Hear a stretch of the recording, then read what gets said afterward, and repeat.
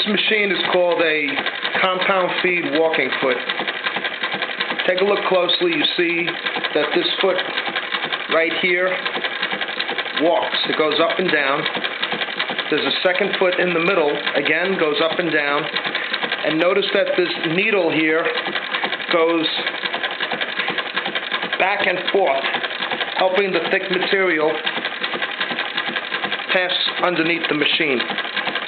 This is what you want in order to do automobile upholstery, thick leather, anything that's really heavy duty. Right now I'm just testing my machine to make sure the stitch tension is correct. I advise everybody to do that before you attempt to do a project. This piece that I'm using here was a piece left over from a pattern, the same identical stuff that I'm going to sew on. So if it works correctly on here, it will work correctly on your project.